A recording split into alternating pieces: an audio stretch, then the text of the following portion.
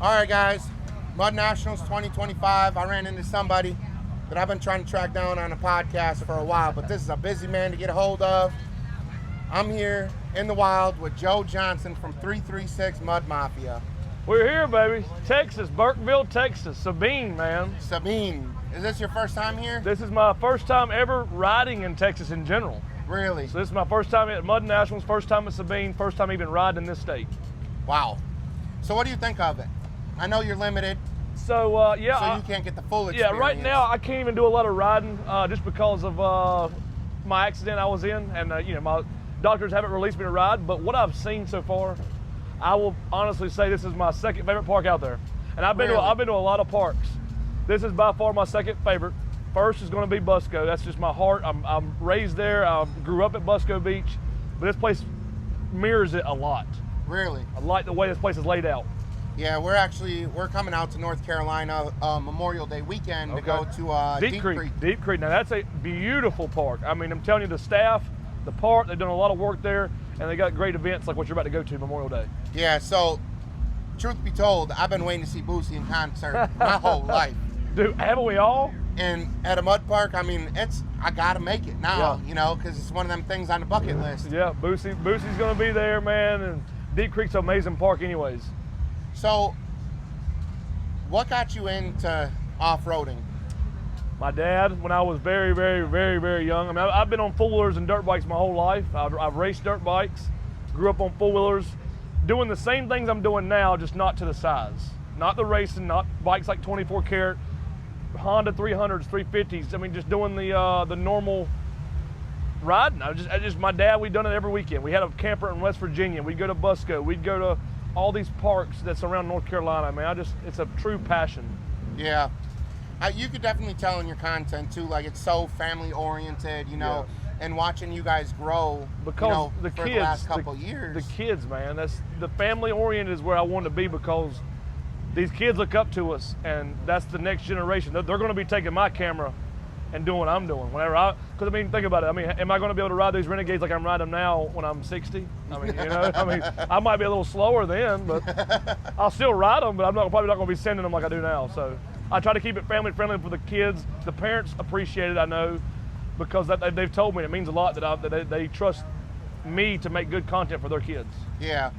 And I definitely, you could see it in your content and like the style, you know, like anybody that watches y'all's channel, they know what I'm trying to get at here. It's like y'all's style is so family friendly, like, and that's something that I really appreciate, because, you know, my kids, they look up to you as well, and seeing somebody else do it, you know, like your guys' format is so family oriented, but you guys get out there and you get after it. You're always hitting digs, you're floating them, water wheelies. Yeah, hey man, that's the nature of it. We build them, we race them, we ride them, we break them, we sink them, repeat. You just keep on repeating. It's just a repeated process.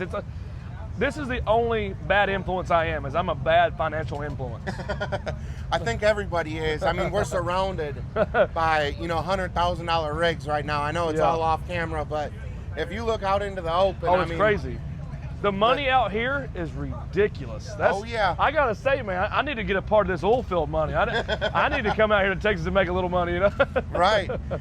So what made you want to start a YouTube channel? Well, so growing up, I finally, let me just say this. I got to meet my idol this weekend, Asta Cruiser. So when I was growing up, I watched Asta Cruiser. That's the only person I watched on there. And I got to shake his hand. And you know what's the craziest thing is when I got out of the Defender to walk over to him, he goes, "Joe Johnson." He knew my name. So it's like, that was a big level up for me. Yeah. And that was pretty cool. But, so I watched him, and then my brother-in-law, Big Cam, about 5 or 6 years ago, I went to a mud fall bash at Busco Beach. He says, "Can you get a picture with some of these YouTubers that I watch for me?" I said, "Yeah, I can do that for you." I took the picture with the YouTubers that he wanted to see, and when I did, it clicked in my head. I'm like, you know what? I want somebody to want a picture with me. So I just started it, and somehow, some way, they fell in love with what we're doing. So, and I'm very, you know, blessed to be able to do what I'm doing now because of the people that fell in love with it. So how do you stay, like, obviously your fans are a huge momentum. Yeah. Especially after the things that you've gone through in the last 9 months. Yeah. How do you keep pushing to do the next level stuff that you guys do, like 24K, your Defender build, Yeah. you have a North Star build, Aquagate, all of those builds. Like, how do you come up with the ideas to keep pushing to the next level? Sponsors put bugs in our ears. They'll say, hey, what about this? What about this new product? What about this color? What about this? And also, when I come to these parks and these events and I see these people's machines, I take a little bit from everybody. So like my next build is coming up. We're about to sell the North Star or give it away potentially. And we're gonna build an Expedition, like a nasty Expedition. So that's the next big build we're doing. We've just built another new Renegade, a 2024 red and silver one that's brand new, never been rode yet. It's actually here and ain't even off the trailer. I can't ride it, but I just want to bring it so everybody can see it. But it's just the getting ideas from every brand, every other rider, every company and sponsor. Like I see things that people do, and I'm like, oh, I'm gonna use a little bit of that and put a little bit of this, and I like stuff that's unique. Yeah. Like who else has an all gold four wheeler? Like I like something that nobody else has. Right. I like to have my own thing, and I'm just a kind of a unique person, I guess. I mean, I think I am. You know, I like to be different. Yeah. You can definitely tell with like looking at all the builds that you've done. Like Aquagate, that's probably my favorite. The white and the blue. Yeah. And and the name fits it well. Aquagate. She's a water bike, man. She rides in the water. Yeah. So what made you go with Can-Am? Because I know like a lot of the people that follow you, they already know like there's how many Polaris products do you have? One. I've owned several. So here's my thing when it comes to this. I've rode every brand of four-wheel, whether it be CF Moto, Kymco, Polaris, Kawasaki, Yamaha, Honda, Suzuki, Can-Am, all of them. The #1 best four-wheeler on the market, in my opinion, this is our opinion, mine and my team, is Can-Am. When it comes to what we do and how hard we beat on these machines, as long as they're not broken, they're running right, that is the strongest four-wheeler out there. Polaris has my heart in side-by-sides.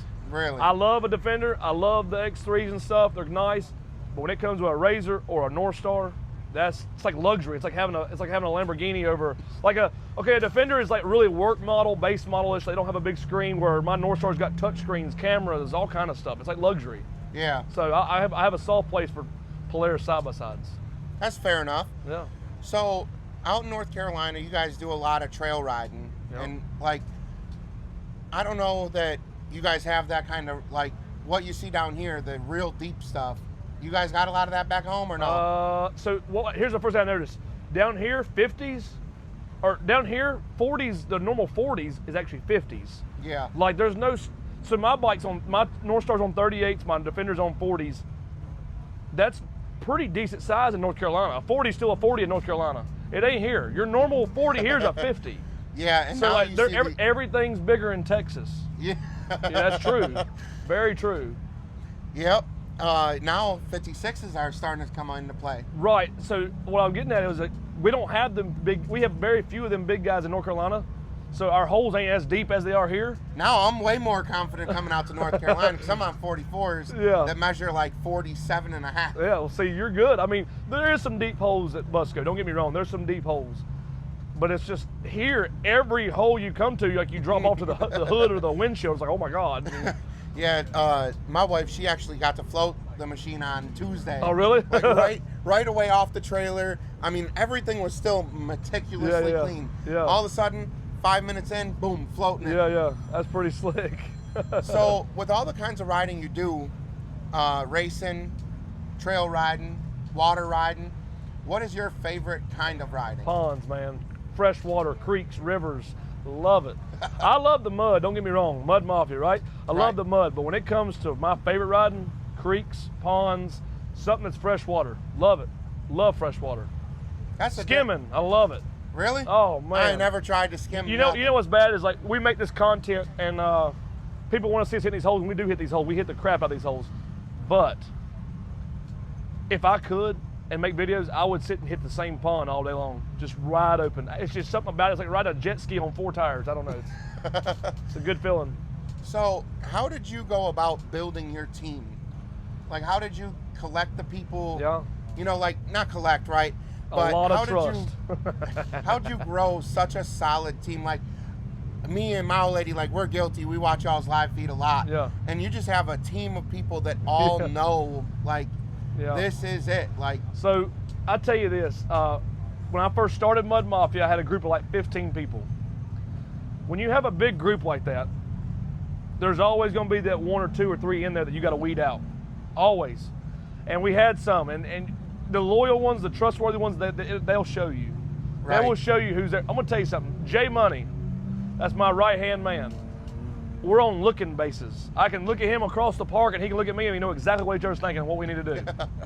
He is, I mean, he's at the shop. He's got my whole house shop, everything at the house now under control. I don't have to worry. I don't have to call him. I don't have to do nothing.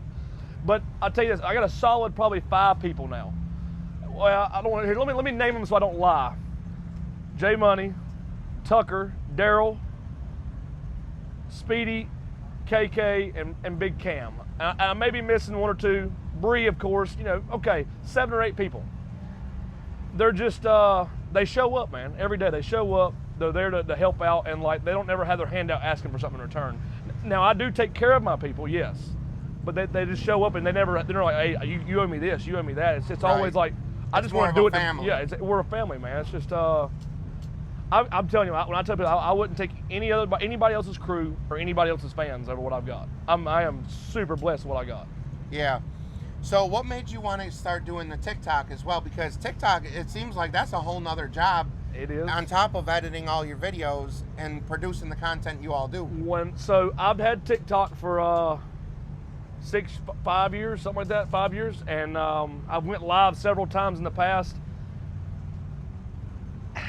I like doing the live. So I like meet and greets.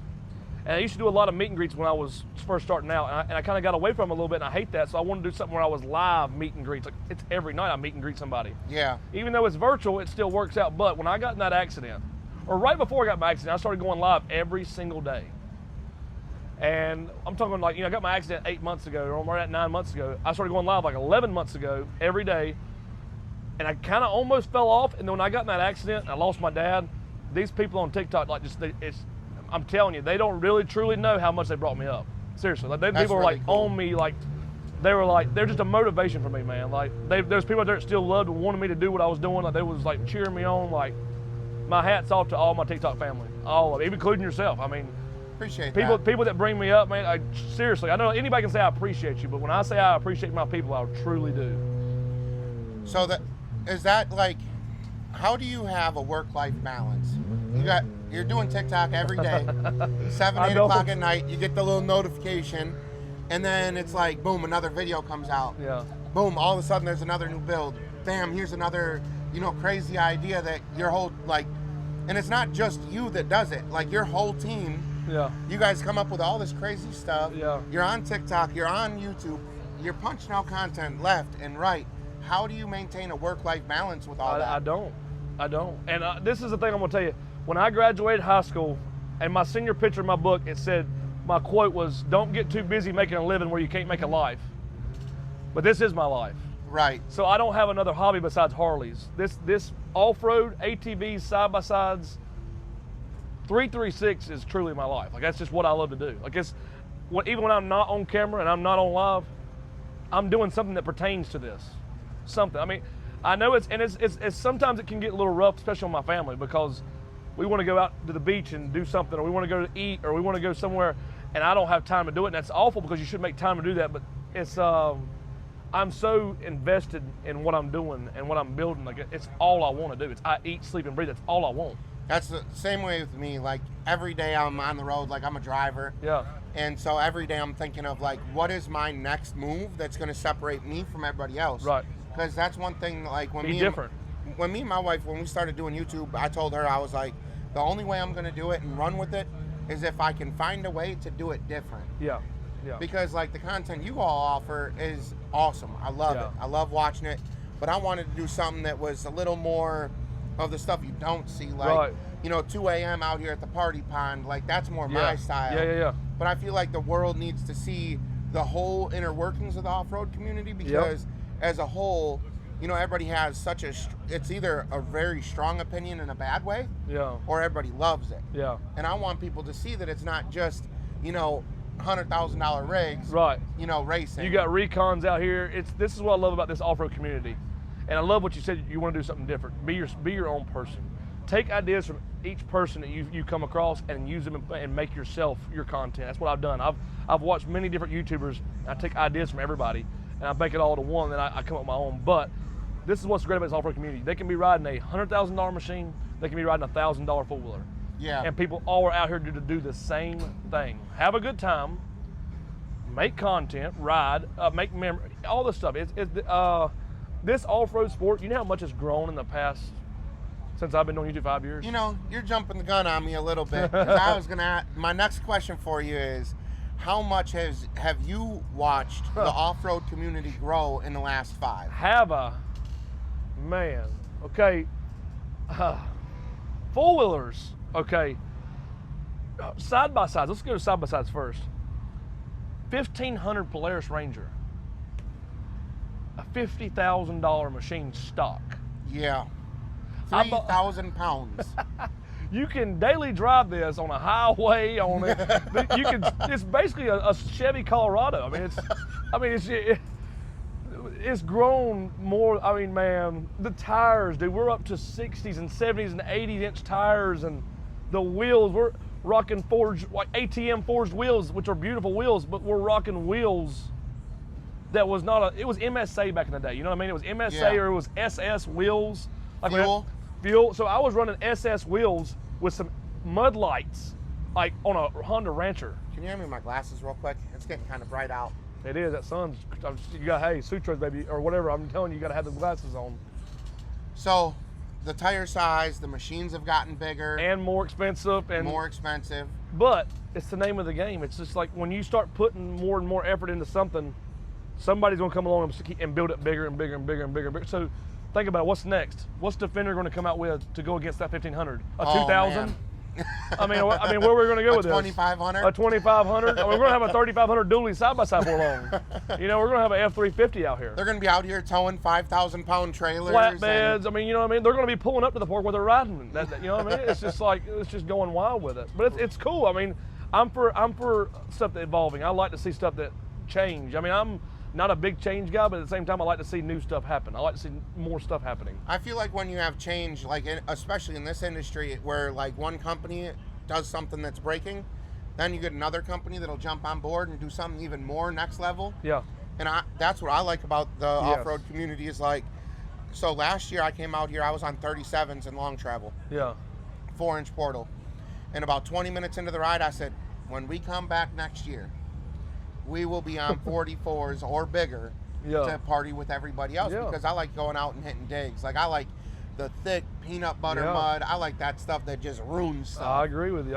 And so then I came out here and then everybody was on 50s, 56s. It's like, all right, well next year now I'm going to be on 60s. 60s, yeah. You got to up yourself every year. You got to up yourself. So in a community that is forever changing, how do you stay on the edge, right? How do you stay on top, you reckon? Yeah. Do something that makes people drop their jaw. Do oohs and ahs. So 24 karat, right? That is the most hated, most loved bounty bike out there. Really? So far, like as of right now. Like back in the day, it might have been two-faced or riff-raff or whatever. Okay, now, because here's the thing. Nobody wanted to see us do that. They didn't think we could do that. We're just YouTubers, you know? And me and Jay Money being the partners that we are and the rest of my team the way we are, we could do anything with that, you know what I mean? Right. So we built this bike, and I told these people my ideas, like, you're not going to build an all-gold four-wheeler. No, you're not going to be able to do that. Well, it was basically I'm going to prove you wrong situation. So a lot of them hated the bike, but they're like, they couldn't, but here's the thing, at the end of the day, they had to respect it because it's a solid build. I mean, it's built by the best parts. Killed it. Best parts that money can buy. Right. That whole bike is top to bottom, front to back of nothing but the best parts. But doing stuff like that, stuff that nobody's ever seen before, colors, you gotta color matching something big for us. Like when we do these small renegades like Aquagade, the red and silver one, the titanium one, the tan one, Bumblebee, Blackgate, Big Gate, all these renegades we've built. You've got to do something that it's clean and simple, color match. It's you know, we don't do anything rigged. Like, and I'm not talking junk about anybody's bounty bike, but a lot of bounty bikes that are fast are just beat. I mean, the headlights are hanging out, the tail lights are hanging out. Yeah. You will never catch me leaving the house with 24 karat with a tail light hanging out. I am the same way. Like, if it's not going to come out right, if I'm not going to win that race, I'm going to look good doing it either way. You know what I mean? Yeah. I hate to say it, and I'm not being a prima donna. It's just like, I like nice things. Yeah. I like to keep my stuff nice. We're in the same boat. Like, if it's not right and it don't look right, we're not leaving the house till it looks good. Yeah. Because if I'm out here buried, you're gonna remember me because the bike was nice. Be nice. Yeah, the bike was it was a nice bike buried out there. Yeah, 100%. So, what is some of the coolest things that you've done not off-road related? Some of the coolest things I've done not off-road related. Not off-road related. Proudest thing I've ever done is become a dad. Yeah. I'm a dad of 2 kids. I don't talk about them much, but I am a dad of 2 kids. Pride and joy is there. I don't talk about them because I keep them off of internet. And I'll tell people I have kids, yes, but I don't put them on there. You don't see my kids running around at the parks. You don't see them on cameras. I want them to have a normal childhood. Some of the coolest things I've ever done is, man, I mean, Lord, I've done a lot. I think that this is the first time I've ever heard you speechless. Stumped, you know. I mean, some of my Harley stuff I've done down in Daytona, Florida, at some of the bike weeks was pretty freaking amazing. You know, doing the Sound Wars audio competitions, getting to meet like Cycle Drag and stuff like that. He wanted to interview my bike and stuff. That's pretty cool to me. Cycle Drag's a big YouTuber, and he wanted to interview me with my bike because he liked the way Pennywise looked. That was pretty cool. I don't know. I just go. Like, I do boating. I got a boat. We got pontoon boats. We got jet boats, wake boats, and I'm a lake guy for sure. I don't like the beach. Besides Busco, I do like Busco Beach, but not that beach. But you know, you got me stumped, really. You do on that one. I mean, hey, we could circle back to it because I got a couple other good stumpers. Let's circle back to that one. So, out of all the places you've traveled doing the off-road thing, what is your top 3 favorite parks? Busco Beach, 1. And I hate to say this, but Deep Creek is almost there too, but I'm going to have to say this park right here, number 2. Really? I really, truly, look, I've went a lot of places, and I hate to say this, especially on camera, and who knows who's going to see this. I do not like Florida. Florida is the worst state I've ever been to in my life. If it broke off the map, I even have it tattooed on my arm. If it was to break off the map and float out into the ocean, I'd be okay with it. Really? I do not like Florida. I love going to Florida, but I've never ridden there, though. I went to Hogwaller twice, and it was great, but like it was just like the black mud stained everything. These these freaking love bugs, they call them, they'll pick you up and carry you away. I mean, it's just, I don't know, it's so hot there all the time. There's no winter. I don't ever see winter there, you know. Yeah, I went and sat down. I did one of these in the wilds with Colt Jean. Yeah. And it was in January, I think, maybe early February. And I got there, I was in shorts and a t-shirt, and he goes, man, it's cold outside. I said, buddy, it's 78 degrees. Yeah, and they think that's cold. This is not cold. When I was at Hogwaller, we had the camper out, and there was a fire pit on the other side of my camper, and I had the air conditioner set on 62, so like the windows were like fogged up and running with like condensation. I come outside the cutoff on, and these guys were on Carhartts sitting around this campfire. And they're like, are you okay, buddy? I'm like, yeah, I'm great. What's wrong with y'all? 65 degrees outside, and you're sitting by a campfire. I've got the air conditioner on full blast. The air conditioner just spitting out water trying to keep up. I'm like, no, I'm not for the summertime. I'm a winter guy. I'm a bigger guy, you know. We sweat. Oh yeah, I'm with you right there. We sweat, brother. I mean, you know, dad bod season. I've been in season for about 10 years, but I've been working on this thing for the last 32. It's a monument now. You gotta be proud of it, you know. Right. Yeah, I actually I've been wanting to come out to North Carolina because you guys got that place called the Rec Yard, I think. The Rec Yards, yeah. So I've been there. But I don't know, you never see a lot of riding. Can I be honest with you? It's just a race park, really. It's a mega truck park. It's not really, I mean, I'm not trying to bash it. It's a great, nice little place, but it's not really a great four-wheeler place, side by side. I mean, you can ride around, but it's not a park. Yeah, we just recently, like, went all in with the mud stuff lately, and, you know, especially being on 44s at home, like, in Kentucky, you know, you're huge out there, ain't you? Oh, I'm the biggest. Yeah, that's you're talking about people out there they have side by sides for farming and like working. They don't like, look at you like, what is this guy? And everybody rides rocks out there, like where a 35, that's a big type. Yeah, a 37, you're really doing something on a 37. Well, let me be honest with you. When I'm in North Carolina with 24 karat on the back of my trailer and I pull up to a gas station, they're like, oh my God, let me get a picture. When I pulled up to a gas station down here, it's just a normal four-wheeler. It's a normal four-wheeler. Normal. Yeah. Yeah, everything is much larger here. Yeah. Everything's bigger in Texas. Oh yeah. That's what they say. You a big crawfish guy? That's a crawdad. That's called a mud bug. That's what that is. It's not, you know, okay. Let me explain. Let me elaborate here. First time ever, I went to Mississippi, Water Valley. Jake Moorhead, off-road engineering, flew us out. And they got 2 restaurants in this town. A Mexican restaurant and the Crawfish Hole. That's what it's called. I said, crawfish? And what is that? Well, you got to eat 20 pounds of that stuff to even get full.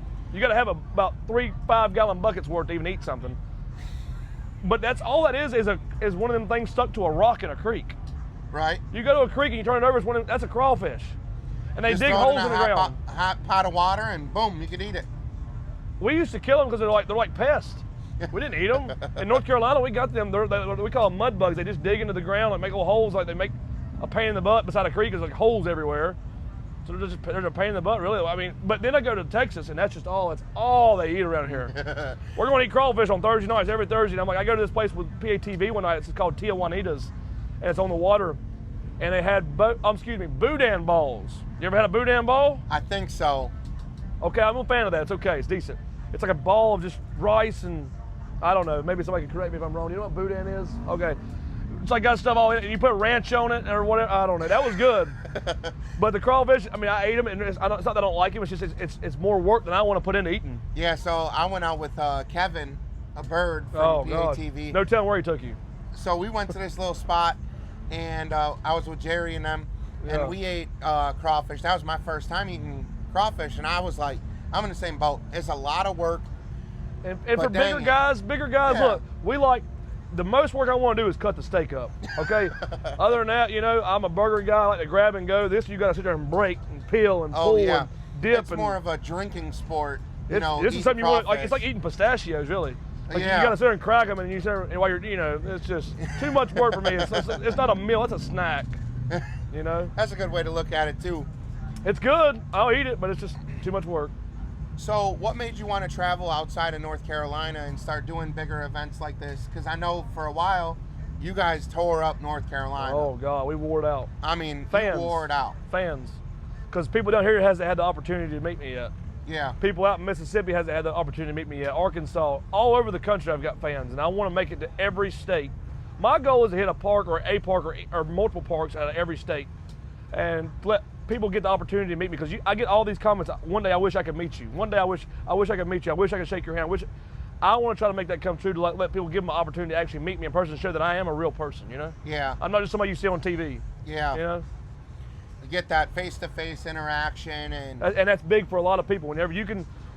So my biggest thing, here's one of my biggest things when I tell all my guys: if you don't make time to shake that person's hand or sign an autograph, take a picture, consider yourself out. Yeah. Because I've rode sometimes before. I'm telling you, I've showed up at a park at 8:45 in the morning and left at 7 at night, and I only rode for 30 minutes the whole day because I shook so many hands and was meeting and signing autographs, selling merch. The people that watch our videos is why I get to do what I do for a living. Yeah. I work for the people, you know? You got me again. You jumped the gun, because I was going to ask, what is the lifestyle like of, like, knowing that this is your job? Like, you got to put riding and, you know, everything on the back burner when it's time to meet people and shake hands and kiss babies and sign autographs. So what is the hardest part about doing this for a living? Not being able to ride as much as I want, and it's not a problem. Don't take this the wrong way. But you know how many people say, "Hey, I want to ride with you one day." Do you know how hard it is to ride with me? Not because of me. It's because you at Busco Beach, you'll see my side by side, and then you'll see the Defender will leave out, and there'll be 100 people behind us. So if you're back there in the back, you're really not really getting to ride with me. You're just following this long train of people following me. Yeah. And I don't mind that, but like sometimes it gets a little overwhelming for people. Like, say if I bring a guest from my hometown, one of my longtime friends that's not a part of 336, it's just a longtime friend, he wants to go ride with me. Well, we have to stop every 5 minutes because that's what people want, and that's what I'm going to do. I hate it for my buddy, but I'm never going to tell somebody no. Right. If they're waving at me, they want to me just to even get out of the side and shake their hand. That's what we're going to do. Right. So it's hard because the riding's not. Used to I could jump on any four-wheeler. Nobody knew who I was, or they did, but they just didn't, want to talk to me like that. Take off. Not to worry about nothing else. But now you got to make sure your group's together. these people over here want to ride with me. These people over here want to ride with me. These people over here want to ride with me. That you got to keep all these people together. Yeah. 'Cause if you do leave this group, they're gonna be like, oh wow, you don't want to ride with me. There's a lot of pros and cons to doing what I do. Yeah. There's a lot of pros. There's a lot of cons, and it's like nothing that's I can't handle. It's just I don't want people to get the wrong. If I keep riding and you're stuck, it's not that I want to help you pull you out. It's because I don't know you're back there. Because there's so many people behind me. You know. I feel like that's one of the, like, especially doing an event like this. I mean, there's probably over 7,000 people here. You know, you get into a group like last night. We were riding with ATM Forge. We pull out of here. We make it to the party spot. Everybody separated because, you know, there was just no parking. It's just crazy. And then trying to get together to leave and go ride again was impossible. Everybody was parked in. I mean, it was absolute madness. Yeah, it gets hectic, very hectic. And I hate that sometimes because people don't get to enjoy the ride as much. Because so when I got here Tuesday or Wednesday, I got to ride with me and Brent Ritchie. We rode the whole park. He was showing me around, and beautiful park. But last night I went to go ride, and you can't get around like that. You just can't. And I imagine it's going to get worse tonight. It'll be worse Saturday. As soon as the concert's over with, it's going to be crazy. Flooded with people. Last year we were stuck out here on the creek for, I think, 2.5 hours because people were just parked up, chilling. And it was like, this is a trail, buddy. It's only, 130 inches wide. We got to do something. But I don't know. It's Mud Nationals. It's the biggest Super Bowl, baby, of off-road. Yeah. You got drag racing, the Bounty Hole tomorrow, concerts. Shows, concerts. I mean, you got, and some of this is the groundbreaking machines, builds and stuff. These are things that the regular person don't see on a daily basis, these machines. Like, this is something people can come out and go, oh my God, look at this, look at that. Like, man, I remember being a kid, my dad taking me to certain places, and I see these things, I'm like, look at that, oh my God. You know what's another thing? I gotta say this real fast. You know why I do ride with all my fans? Because when I was younger at Busco Beach and I was on a 350 Rancher on like 26-inch Swamp Foxes, no snorkel, the guys that was on 35s then would like look at us and like spit on us, basically like, we're not riding with you, you're not good enough, you have this small fooler. So now when I get on 24 karat, I want everybody, I want kids, I want everybody that don't have anything nowhere near the size of 24 to ride with me. You give the people a chance and show them we're all just doing the same thing. Yeah. I'm no better than the next guy. That's what I like. Like, I'm in a small group this year that we had met here last year. And, like, when there's a hole on the side, like, they know to pull over because I'm going to jump out and I'm going to try to bury the thing. Yeah. And, and that's probably my favorite part about Sabine here is that it's very clear cut. Like, know it. If you see standing water, there's a chance. There's a chance that you're going to drop in it and lose everything you got. Yep. Yeah. You're going to watch your cooler float away and you're probably going to have to swim out of the bike. So, in North Carolina, what do they call them? Bikes, four-wheelers? What do you guys got out there?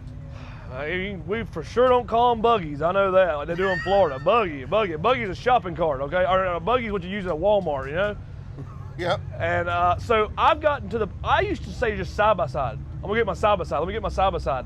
But now, I started calling them bikes. I'm not going to lie. I do call it a bike. I'm like, that's my big gold bike. Yeah. It's not a bike, no, you're right, but at the same time, it's like, I just hear so many people say it, but I cannot get the hang of buggy. I'm not gonna call it a buggy. That is not a buggy, that's a side-by-side. That's a camo bike. Yeah, last year they turned me on calling everything a bike. A four-wheeler, that's a bike. Yes. You got an enclosed bike? Yeah. You got a race bike? So we'll say cab unit, or we'll say like a HVAC unit. We'll say something like that if it's got like an enclosed, but, I don't know. After last year, everything's a bike. Oh, that black truck over there, that's a nice bike too. You know what's a cringe word for me for the off-road world? What's that? Once they call a full or a quad. I hate that. It's like, really? Oh, don't say that. I love your quad. Oh. I don't even want to talk to you no more. No, I don't mean that, but like a quad, like, come on, man. It's got, like, I call it a four-wheeler, or I call it a Renegade, or I call it a Honda, a Foreman, or I call it by its name. Like, I don't know. The quad or ATV, I don't say that, no. So, I think I got one more question for you. Make it a good one. Let's get a good one. What is the coolest thing that you've gotten to do because of how hard you've worked? That's a lot. You got me stumped again, man. I'm gonna say the sponsors that I've got to pick up along the way, people that's believed in me. Super ATV is one of the biggest names in the off-road world, right? Gator Waders, PATV, Performance East, Dry Pocket Apparel, Turner Cycles, Big Boys, Plateau Fab, Lucky 7. These companies trust me and send me thousands of dollars of parts to run on my machines. Because back in the day when I was doing this stuff, I was all out of pocket. Now I'm paid to ride with these machines, paid to break them. That's a cool thing that I have companies like that knows me and next level of trust. Let me tell you something. Getting an Oster Cruiser that said my name, that's on up there too. When I walked over and around the corner, he goes, Joe Johnson. I'm like, there's no way he knows my name. So another crazy thing, on Tuesday when she was in the bike floating it, when he pulled up, he knew who I was because of the podcast I did with Colt Jean. Yeah. And it was so surreal knowing that, like, he's the OG. Like, yeah, he is the pioneer. It doesn't get any more OG than him, especially in the YouTube community, because for us it was Oster Cruiser, side-by-side blog, and then the guys that absolutely destroyed their stuff. I know what you're talking about, but I can't think of their names. Not Broke Boys. Blown Budget. So for us, when we got into the community and we started following those guys, it was like, all right, you follow Oster Cruiser, side-by-side blog, 336 Mud Mafia, and then it was Blown Budget, then it was the Broke Boys, and watching all these people, and now pulling up to a park after doing a couple of podcasts. Now when you pull up and then they're like, oh, I recognize you because you were over really here cool, with them, and You know what I don't like though? When I have kids that come to me and say, I used to watch you when I was in high school, and they're like 22 or 23 now, and they got kids. I'm like, wow, I've been doing this for a little while, I've been doing this for a little while, Now you're dang near a granddad YouTuber. I'm a hunk in this community. All these YouTubers starting out, like these young guys starting out, they're young, starting out, and like, they watched me in high school. He said, one kid over here today at the meet and greet, he goes, I failed my class because of watching your videos. I'm like, wow, that's not good.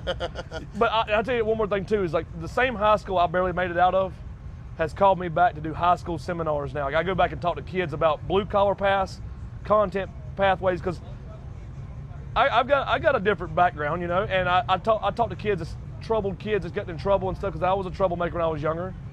So it's cool that I barely made it out of that high school, but now they call me and say, hey, will you come talk to this class? I'll be in the gymnasium talking to all these kids, and I'll go to Mississippi. They shut the high school down in Water Valley. They sent sophomore, juniors, and seniors to Moorhead Off-Road Engineering, like 80-some or something. I don't know how many some kids came because they found out I was in Water Valley, Mississippi.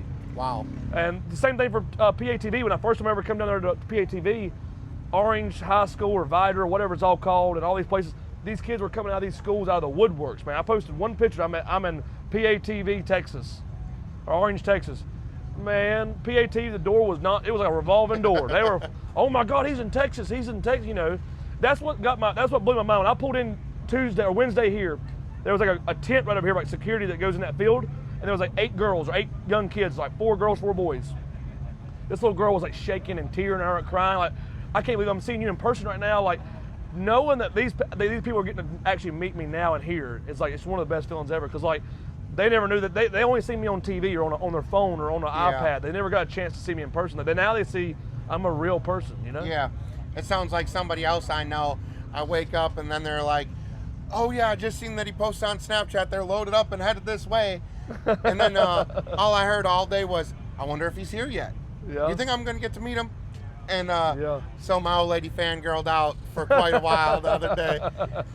She knows 24 carats sound pretty distinctively. Oh yeah. She's like, I knew that was 24 carats. She does. It sounds different than any other bike. Any other bike, it sounds different. And it definitely sounds different in person than it does on camera. Yeah. People on TikTok are like, start it up for me. And I'm like, all right, but you don't really get the full gist of it, but okay. Yeah. Well, man, I can't tell you thank you enough. DirtyRidez. For sitting down with me and doing an episode in the wild. It's been my honor, man. It's a pleasure. I love it, man. I've been wanting to do this, and I've seen you on my TikTok live. I'm like, you know what? I'm gonna do it with him one day. So we're here. We finally made it happen. Yeah. Well, thanks for sitting down with me. And it's been a pleasure having you on here. It's your first podcast, too. First podcast ever. You've seen it right here. I'm on DirtyRidez. Check them out. Shout out to ATM Forge for letting us wear the storm, ATM Forge. Underneath their beautiful wheels and coverage for this rain we just took on here. And shout out to them for using tent stakes, because we don't want a fatality over here. Yeah, man. Well, look, I appreciate you having me on the show. Like I said, having me to do this and stuff like that. Y'all make sure y'all subscribe to my man. He's coming up. You coming up, bro. Oh, yeah. Keep digging. Don't quit. I know it. Well, I appreciate you, man. Yes, sir. I can't thank you enough. Enjoy Mud Nationals, brother. I will. Thank you. Yes, sir.